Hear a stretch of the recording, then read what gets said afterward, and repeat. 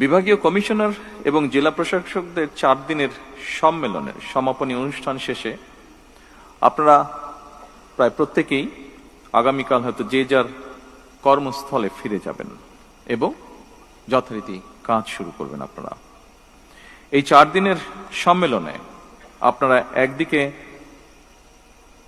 প্রশাসনিক বিষয়গুলো সম্পর্কে হালনাগাদ তথ্য পেয়েছেন, অপরদিকে বর্তমান সরকারের লক্ষ্য, উদ্দেশ্য এবং কর্মসূচিগুলো সম্পর্কে হাতে কলমে অবগত হয়েছেন। সম্মানিত জেলা প্রশাসক এবং কমিশনার বৃন্দ, আমি কথাটি আগেও বলেছিলাম, সেদিনকার অনুষ্ঠানে কম বেশি বলেছিলাম, দেশ এবং জনগণের কল্যাণে আমরা দলীয়ভাবে যে সকল ইশতেহার প্রণয়ন করেছিলাম সেই ইশতেহারের পক্ষে দেশের জনগণ সমর্থন জানিয়েছেন। সুতরাং এটি এখন আর বিএনপির দলীয় ইশতেহার নয়, বরং এটি এখন দেশের জনগণের ইশতেহার। এটি এখন জনগণের জন্য সরকারের ইশতেহার। সুতরাং এখন ইশতেহার বাস্তবায়নের পালা।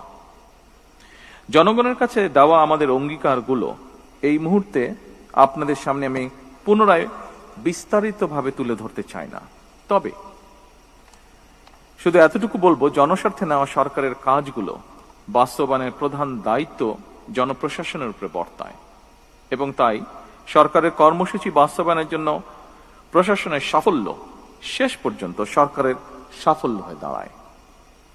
এ কারণেই আমি বলি, জনপ্রশাসনের কর্মকর্তাগণ, বিশেষ করে বিভাগীয় কমিশনার এবং জেলা প্রশাসকগণ হচ্ছেন মাঠ পর্যায়ে সরকারের প্রশাসনিক অ্যাম্বাসেডর।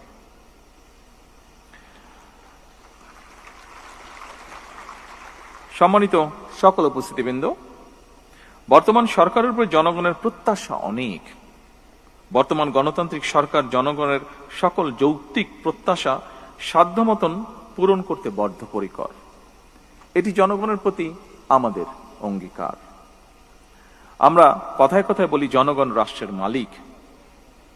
জনগণ যদি সত্যিই রাষ্ট্রের মালিক হয়, তাহলে এই মালিক অর্থাৎ সেবা গ্রহীতা যারা, তারা যখন অফিস আদালতে তাদের সমস্যা নিয়ে যান, তারা যেন আপনাদের সেবায় কিছুটা হলেও রাষ্ট্রের মালিকানা অনুভব করতে পারেন, সেটি নিশ্চিত করা কিন্তু আপনাদের দায়িত্বের একটি অংশ বলে আমি মনে করি।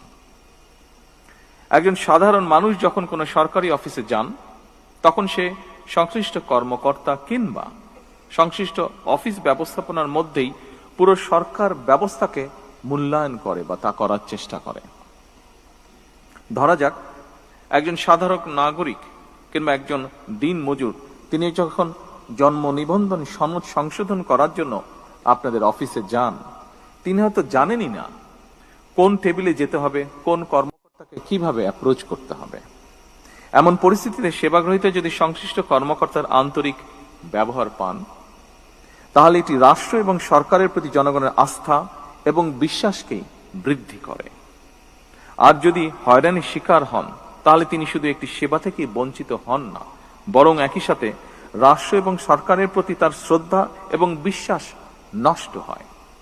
সুতরাং রাষ্ট্র এবং সরকারের সঙ্গে জনগণের আস্থা তৈরির ক্ষেত্রে আপনাদের কার্যক্রম মুখ্য ভূমিকা পালন করে এবং করতে পারে।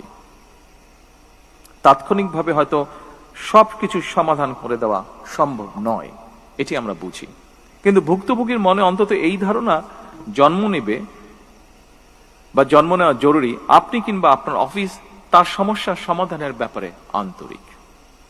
উপস্থিত বিভাগীয় কমিশনার এবং জেলা প্রশাসক বৃন্দ সহ উপস্থিত সকল সম্মানিত অতিথিবৃন্দ, প্রশাসনকে জনমুখী করে গড়ে তুলতেই হবে আমাদের। সেই কাজটি আপনাদের ভূমিকার উপরে বলা যায় প্রায় পুরোপুরি নির্ভর করে।